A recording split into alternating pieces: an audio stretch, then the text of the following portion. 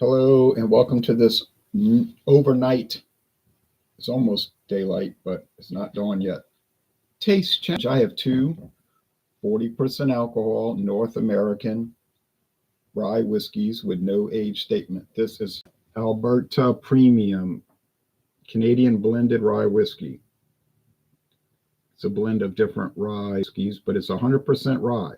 So it doesn't matter which, it's they use different rye whiskeys in the blend, but it's all rye. There's no corn.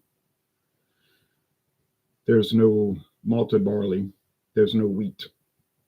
And this was introduced in 1960 and has a fancy looking bottle. Look at the bottle. Looks nice, right?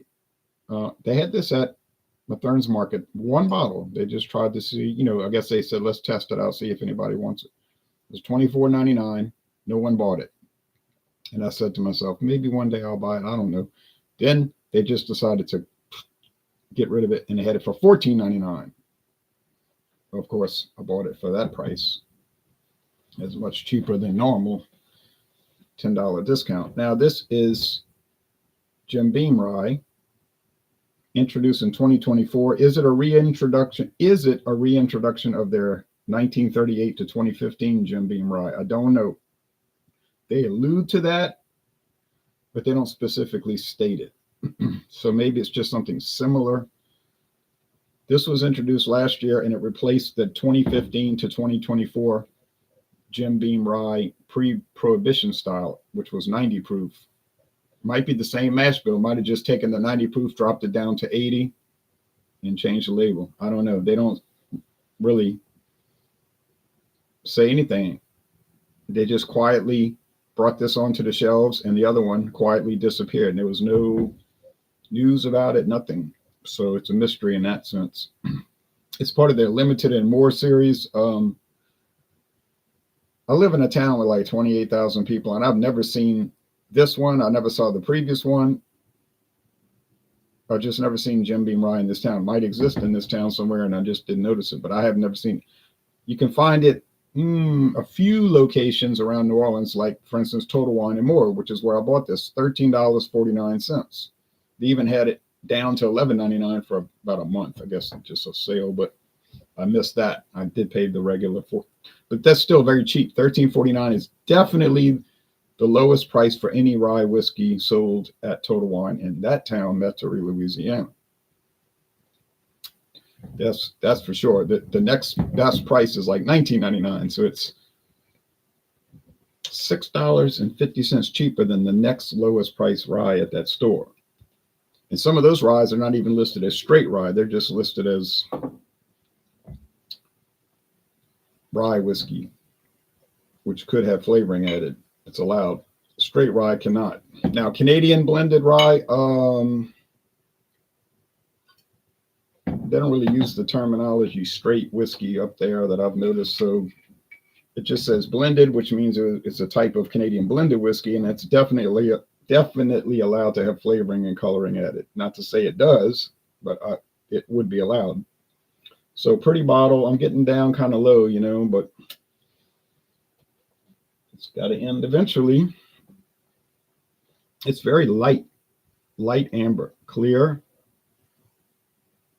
And it's from a company called Alberta Distillers. And I think they were started in 1940, the late 1940s after World War II, as Canada was becoming more independent, an independent country.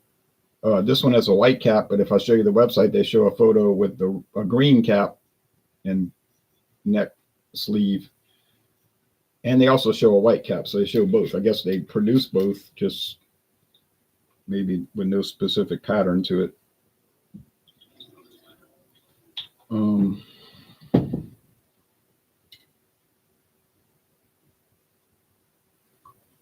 Back in those days, you would see the old road maps or whatever, and world maps, they would say the Dominion of Canada, and their money would say Dominion of Canada, which was a term that meant like a self-governing British colony.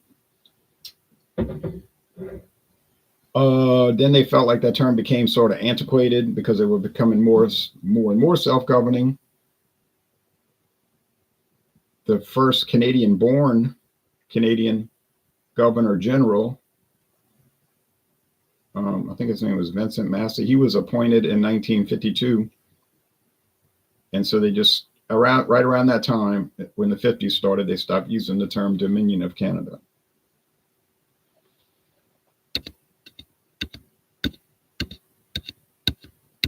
Which was really, the legal term of the country was always just Canada. That was the name of the country, official name, Canada. But their constitution, if you read their constitution, it says a dominion, paraphrase, a dominion is being created, basically what they're saying. And they haven't dropped that from the constitution or amended it. And then they got control of their constitution in 1982, actually. Put the lamp on, both lamps. All right. So their constitution used to be a British law called the British North America Act. But in 1982, they said the British Parliament passed a new law saying that after this date, only Canada's Parliament can amend the Constitution, and the British Parliament can't have any say so in the. You understand how they change or amend it, just like the United States. And then Queen Elizabeth signed it, and she went to a ceremony in Canada, and they had all the crowds out there cheering. And they said as soon as her signature hits the paper, Canada has the Constitution is home, meaning we have control over it. All right, so it's interesting how that developed as opposed to the United States with a war, which to me was unnecessary. Knowledge is power says, hi, hello, good morning to you here in the dark. And I was walking and it was cold, but not windy, thankfully, just cold. But Canada, no matter what their status was, colony, then self-governing colony, then now it's called a realm. Although interestingly, when they got control of their constitution, they amended it, and there was both governments, England, Great Britain, and Canada, they have put in the constitution a sort of they call it an entrenchment, where they could never replace the king or the queen, depending on who's on the throne. They could never replace the king or queen as the ruler or the monarch of Canada. Let's say the monarch, not ruler, really the parliament controls. But unless all 10 provinces voted to do that, and both houses of parliament, and then the governor general would have to sign it. So they made it to where it would be basically impossible to ever cut their ties to the British crown, which in Canada is called the King of Canada, or the Canadian monarchy. In England, the British monarch. So but it's the same person, right? Okay, enough of the history lesson, but it's interesting, and the history of this whiskey is interesting. And let's look at their website. So they're both about the same color. I think the Jim Beam's a little hazy, though. Yeah, the Jim Beam has some haze to it, and the Canadian Alberta Premium has no haze, as clear as a bell.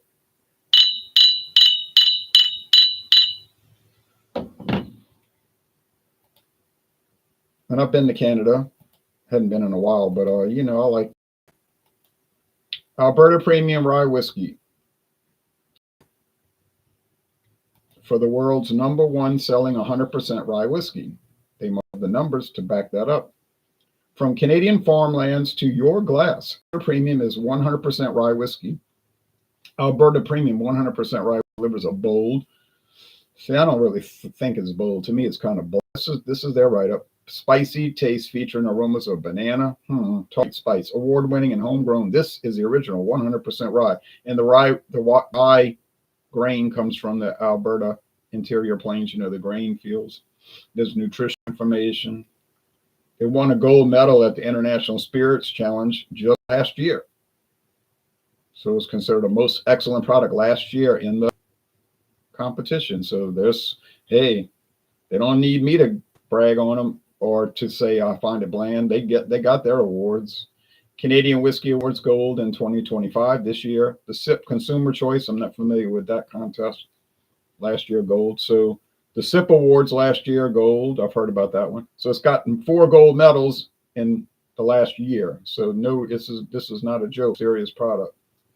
Color, as they spell it, color, in the British Wealth manner. Gold and amber go along with that. Aroma, mellow and slightly smoky with a woody edge. Sweet banana toffee and light spice and a hint of hot cinnamon spice. See, I read all these things and then I taste them and I don't really pick that stuff up. Peppermint or spearmint. Then of course, there's some cocktail ideas. Stampede Tea, Mule, and Western Derby, all Western Canadian thematics. Cool. Then there's a whole section on their story. So they go into great detail. They're showing old photos of the distillery. There's an old aerial photo of the distillery from back in the old days.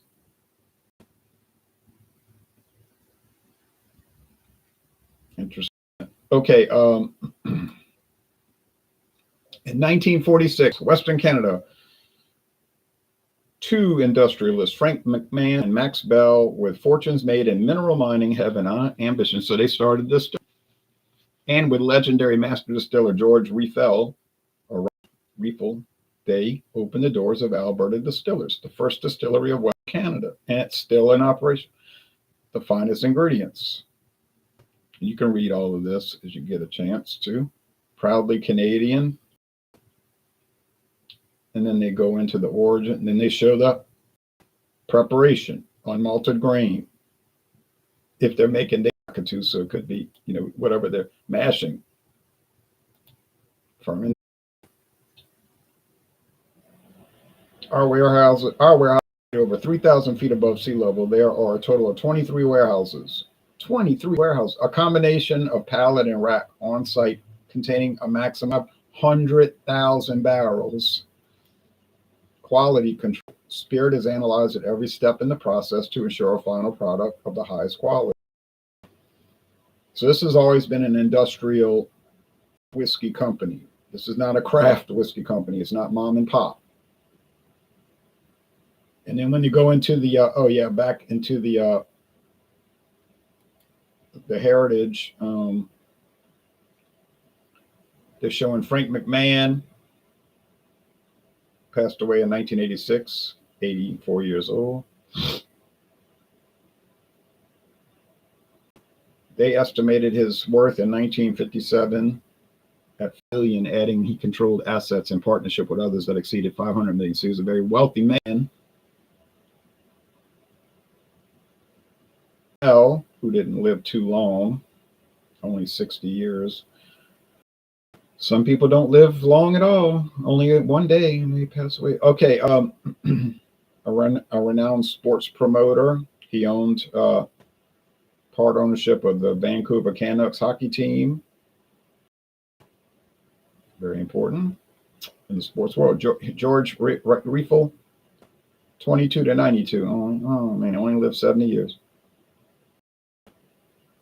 His family built the Commodore Ballroom in Vancouver, popular venue for musicians like Duke Ellington and Louis Armstrong.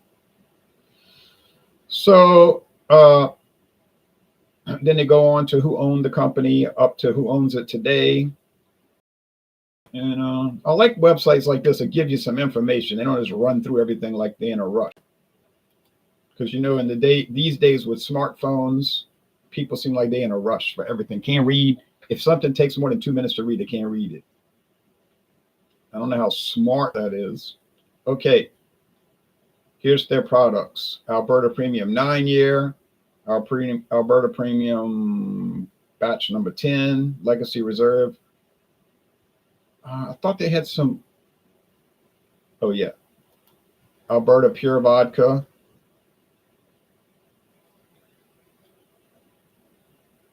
And Banff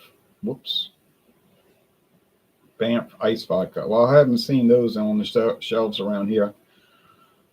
Oh, but if you live up in Washington or Montana, they probably got it on the shelves up there.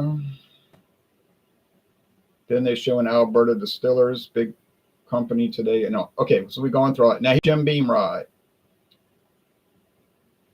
They give you some hints of vanilla, oak flavor, spicy kick, and a bite of black pepper. Yeah, I don't usually get all that, but and then they're showing the white. See, that's the white cap.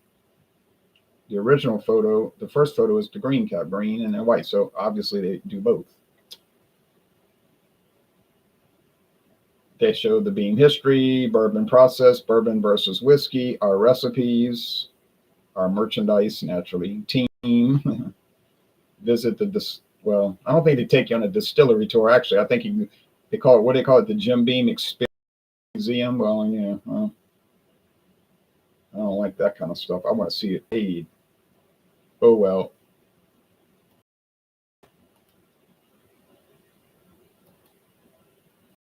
Between bourbon and whiskey, well, bourbon is a type of whiskey.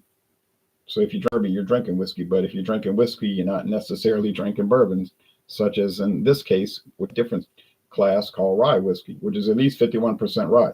100% rye, that might only be 51%. Portal says hello. Hello to you. All right, so mix up the glasses.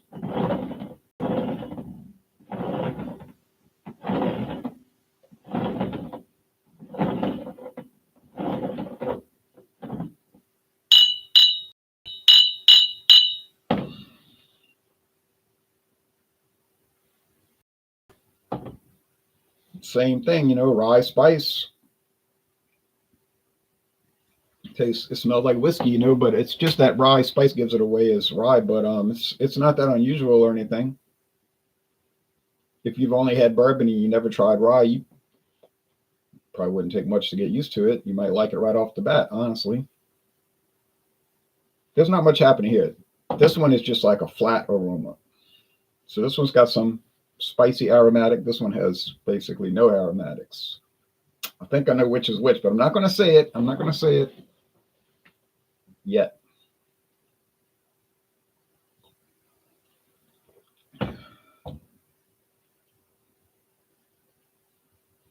Sugary sweet. Most whiskey to me tastes sugary sweet, like sugar water. I wouldn't laugh that off because I read a lot of reviews that say the same thing about different whiskey brands. Oh, it's so sugary. It's so sugary. Okay.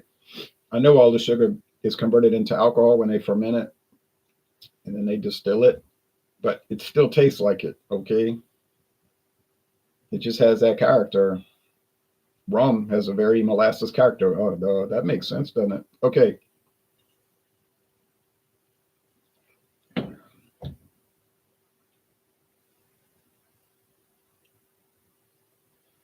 A nice flavor here, not particularly spicy. I don't know about exotic descriptions they gave on both websites. I really cannot pick that up. Do I need training as a cicerone? Maybe. That's every time. Any beer, any wine, any liquor, they'll have sometimes like 20 different things that they'll describe in the flavor, and then I try it. And I'm like, well, I don't know about all that. Of course, they have people that's all they do all day long is taste things, and they probably help write up a description. That's their master blenders. They sit there and blend the whiskeys together and taste. These are both blended whiskeys in that sense. Jim Beam Rye is a blended whiskey, but it's classified as rye since it's at least 51% rye. And it's straight rye. So it cannot have coloring or flavoring added. So whatever appearance it has, that's the natural appearance. There's no caramel color added. Whatever you're tasting is from the grains. There's no, like, they're not tweaking it with vanilla or sherry wine or something like that. They could do it if they like to, but then they couldn't list it as straight rye. They just have to call it rye whiskey, but this is clearly straight rye. Okay. I can't determine these on proof because they're the same, 80 proof, 40% alcohol, in other words. A little bit more flavor here, more flavor, pepper, a little bit, peppermint, peppermint, spearmint, wintergreen, don't know which one. Sugar sweet, does have a little bit of banana though. Maybe it is the Alberta Premium. I just detected that. Wow, woof. My friend David sent me a text the other night saying, what whiskey tastes like banana? So that's a bizarre thing to send somebody. I thought he was talking about Howler Head, which is a banana flavored whiskey with the monkey on it.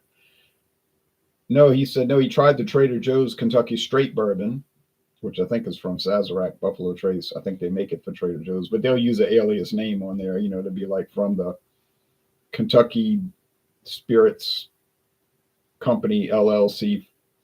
They use all these alias names.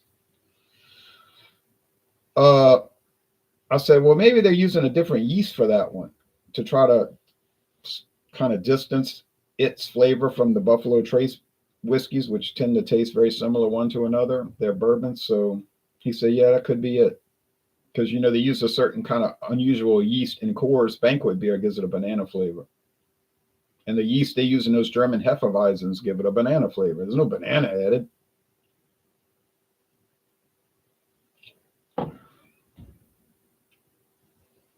I'm going to take okay, first, before I take a shot at guessing, do I think the flavor difference warrants the over $10 difference in price? I didn't pay over $10 difference because I told you I got it Alberta Premium on a super discount. Oh, no, I don't believe. I wouldn't pay extra $10. So that's where Jim Beam Rye has been winning these contests.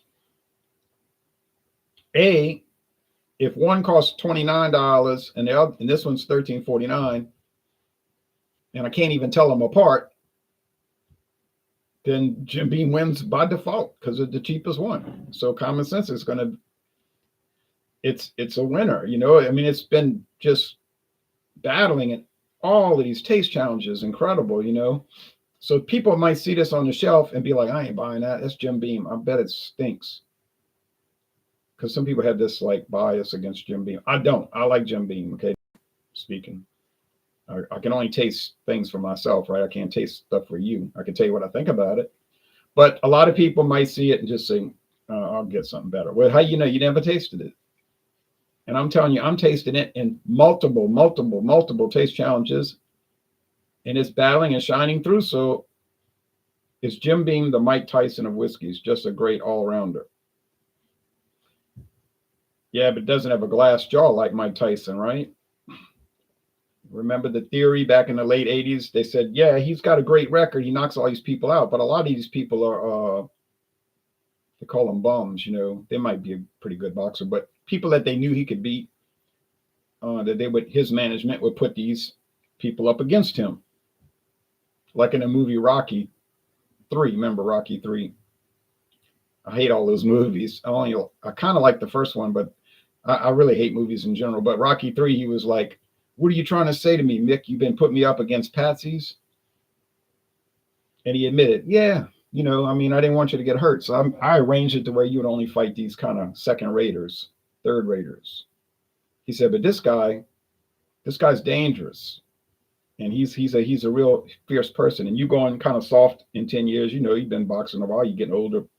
I don't want you fighting him. It's not good. What was his name? Crusher Creel or something.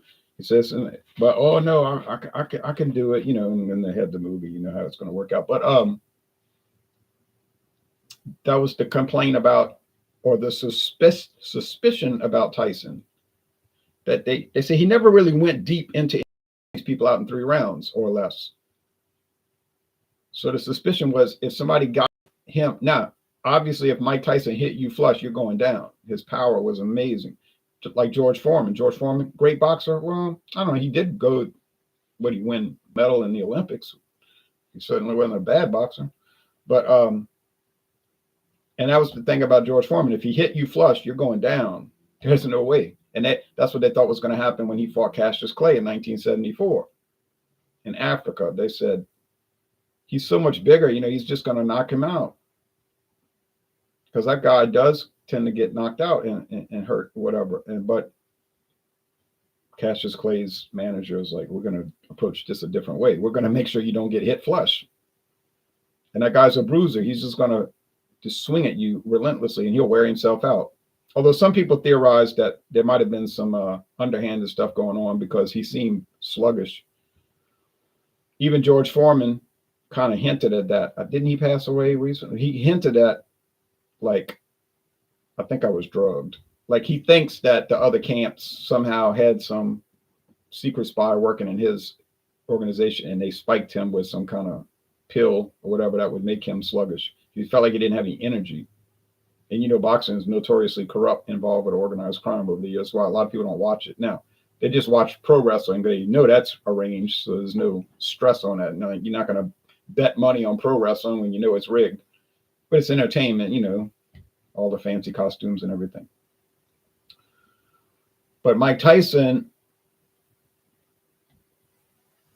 and he was taking medicine and stuff because of his mental issues, to say the least. But and that might have slowed him down. But when he fought that guy in 1990, Buster Douglas, that guy didn't have any kind of notable record in prize fighting. It's considered kind of just an ordinary.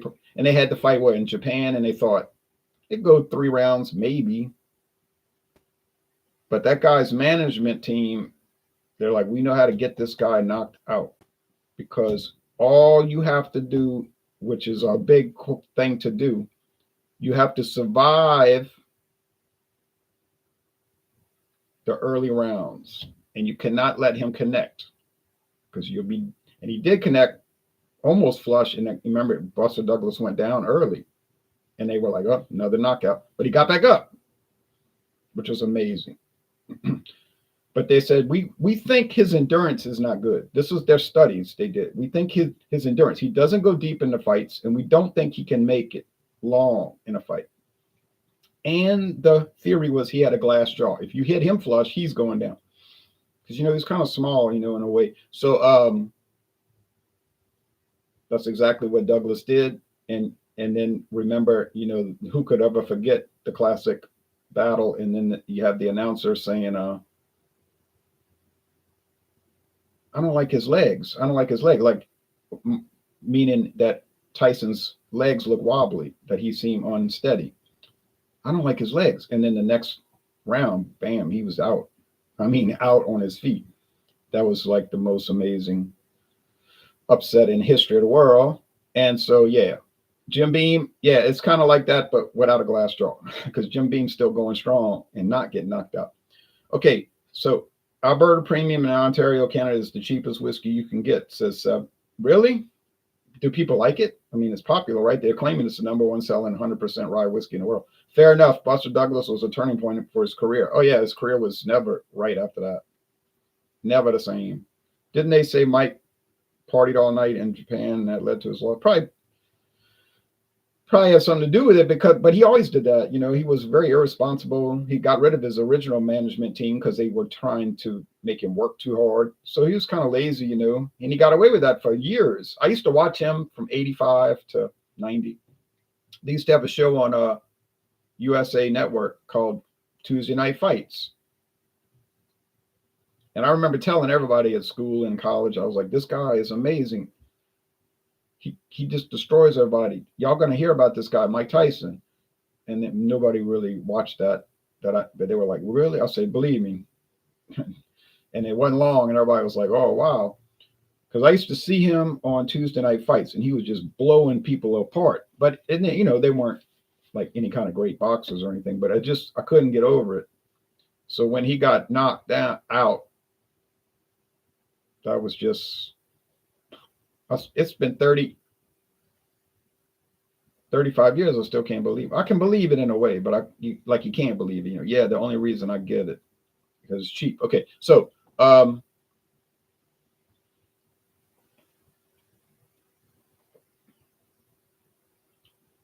then Tyson's team was trying to claim that the guy gave him a quick count and all this, trying to overturn the results in some kind of technicality. That went on for months, and their boxing board was like, we'll look at it. And Buster Douglas said, it ruined my life because the greatest night of my life, he's ruining it by challenging it. And then they said, no, man, they didn't give you a quick count or give him a quick count. Remember, he got up after Douglas got up after the knockdown. because they're like, there's no reason for them to do that. I mean, this guy was considered a nobody. It's in Japan. It's on HBO. Everybody knew it was going to be over in 2 rounds or whatever. So it's just bogus.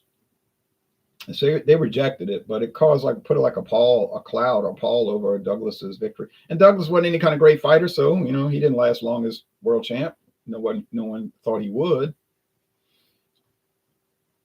But that it just goes to show you never know. Like you think you know, and you probably do know, but you never quite know. We've learned that in football, like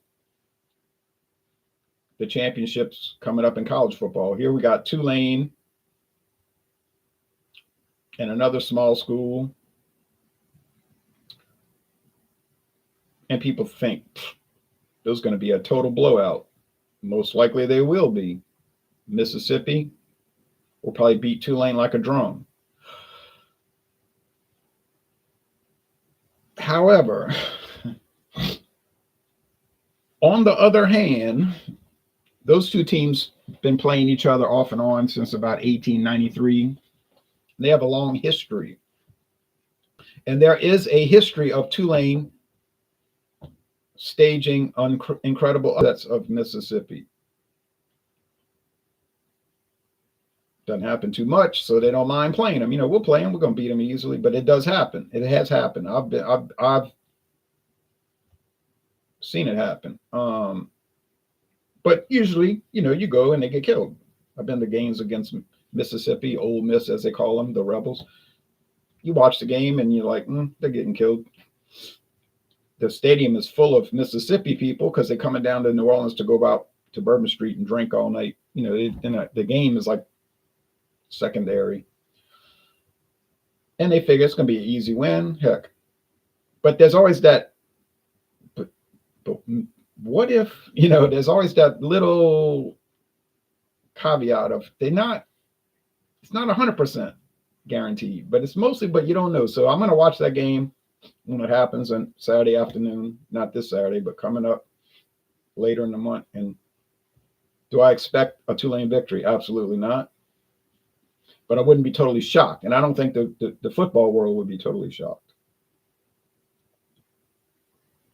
I'm going to have to get now. Whoever wins that game going to have to play Georgia in the Superdome in the Sugar Bowl, so we know how that's going to go down. But I'm going to have to get a bottle of Jim Beam next time they do sell it in my area, I believe. Yeah, I would recommend it. Alberta Premium for 750 milliliters in Canada is $30, or in U.S. money, $21.74. Yeah. And like I told you early in the video, I paid $14.99 for it, which is shocking, isn't it? But they put one bottle on the shelf and nobody bought it. So then the manager, yeah, you're going to have a bath this week, kitten. I can't give her the meth poison yet because she's too little. I can bathe her. She doesn't really hate taking a bath. She's not in love with it, but she kind of likes it when the water's real warm and I'm scrubbing her with the Dawn soap. And then when she's dried off in a warm, soft towel, she kind of likes that, and then she's clean. So but I think I'm gonna put the poison on her. Maybe in a week I'll put a flea collar, because if they're too little, it'll make them sick to be puking, and it's poison in the cat. They're too little. What do you think about Beam Suntory? Says Craft Beer Tastic. Well, I don't mind it. I think they make good products. Is it a major corporation? Yeah. Do they make good products? Yeah. Everything I tried, I liked.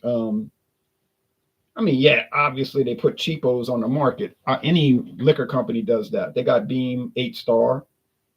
It's like their super budget Beam product. Not terrible. You can get a bottle for less than $10 if you can find it. And I know where to find it. It's cool, but Suntory original whiskey from Japan. They don't sell it in the United States. So I'm not going to Japan to get it. But yeah, they cool. I'm cool with Beam Suntory, no problem. But it's not called Beam Suntory anymore. They call it Suntory Global Spirits now. They only kept that name for 10 years. Just to be respectful to Jim Beam Company, but now it's just called Suntory Global Spirits. And they have so many subsidiaries. Jim Beam, James B. Beam Distilling Company, the official name. Alberta Distillers actually is owned by them also. These two whiskeys have the same parent company, although otherwise they're not really related in any way.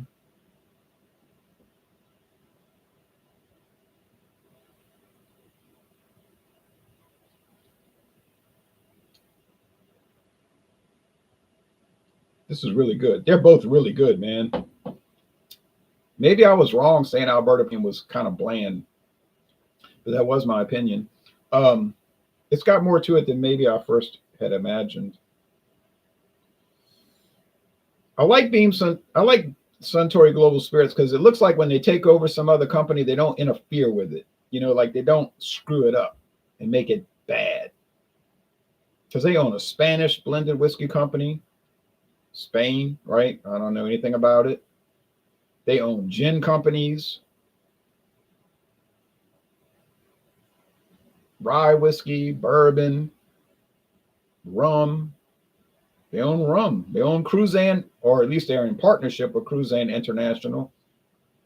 They may not technically own it, but in a practical sense, they run it, you know, or they have control over the whole operation in a general sense. But I don't think they interfere with it. I don't think they interfere with Cruzan. They do, just a collaboration. But yeah, I'm cool with it, you know.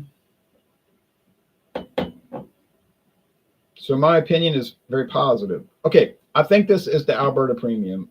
I do think so. I wouldn't pay more for it. I'd just get the Jim Beam. I'm not saying that because I live in the United States and I'm favoring it. I'm not saying it. I'm saying it only on price. I never take sides on liquor, beer, or wine on local versus out of state or foreign. I don't. It is the Alberta Premium. Good. I was able to tell them apart. So are they different? Yes. Are they similar in many ways? They're similar in many ways. The flavor is similar and the aroma is similar in many ways, but in many ways not. So it's kind of like halfway similar. I would recommend both. Recommend both, really. Honestly, I'm changing my opinion of Alberta Premium as I'm drinking it. Starting to have more of an appreciation. I can't apologize for my previous reviews because I told you what I thought about it when I did the reviews. I'm not going to sit here and pretend like, oh, yeah, I always did like it. No, I wasn't too thrilled with it. That's why I gave it a B. Good, but just good. Now I would say at least very good. Sometimes when they breathe, it gets better. I don't know why. Like it gets more air, it gets better. You got to wait till down there, though. It gets better. But definitely recommend them. But in my case, I would buy the Beam because it's way cheaper. So just a practical application of the whole theoretical analysis of it. All right. Well, y'all take care. I've got another North American rye whiskey. Actually, I got two more. I got Hunter Rye, which I never see around here anymore. I barely saw it beforehand. I bought it in Arlington, Texas at Liquor Warehouse. I got it for $11.99. I thought that was a great price. And it's a appendage of Canadian Hunter, which is very popular, very popular. But Hunter Rye is sort of a sideline project for them. And I don't know what the percentage of rye in it is, probably low. But pretty good product. My friend David had to admit when we did a duo review out on my driveway in the back patio. Used to be a driveway. He says it's an A. He had to admit it was an A. A good product. Obscure around here, but good. Then I've got the world champ, in my opinion, the Crown Royal Northern Harvest Rye. It runs about $30 or more per bottle. There's no way on earth Jim Beam's got a chance against that. That's not going to happen. No way. Doesn't stand a chance. But that ain't my problem. That's the way it's going to work. I'm telling you now up front. You can skip to that. And then I've got a Scottish rye whiskey. This is strange. You say a rye whiskey from Scotland. True story. It's called Johnny Walker High Rye. It's 60% rye grain. Very unusual for Scotch. maybe the only Scotch whiskey that is that at that standard. Green bottle, not popular. Walmart been trying to give it away practically. Can't get anybody to buy it. I don't know if they're just gonna. You know what? Last time I was in Walmart this last week, I didn't see any of it. I might have missed it. They might have sold it for $5 a bottle and got rid of all of it because they were trying to sell it for $20.29, $20.27. That's a weird price, right? $20.27. Everybody else got it. Like Total Wine got it $48. I bought it for $19.99. Love it. You know, I love it. But people will not bite on it. They're like, oh, it's probably going to be bad. Don't know where this mindset is coming from. But I would say this. If you see Johnny Walker High Rye, I would buy it, assuming the price is fair. Because I have a really strong feeling that is not going to be around beyond next year. It may not make it through next year. They put it out there. They made a big deal about it. This is going to be a great product, a high rye Scotch whiskey, a rye whiskey from Scotland. Yeah. And then people were like, no, yeah. And I think they're just going to kill it, you know, but because what's the point of making it if people not buying it? There is no point. But I would check around because you might get a deal and a half on that. All right. And that'll close out rye. That'll bring us to the end of rye. And then we're going into bourbon. I have more straight bourbon. I have bourbon coming from Heaven Hill, where you say, well, who? Everybody heard of Heaven Hill. Been around for 90 years, 92 years. Yep, you're right. But it's a very interesting product. Very interesting. All right, well, y'all take care. Thanks for watching. We had a great conversation. People brought up some very interesting topics. Very interesting topics. Bye-bye, everybody.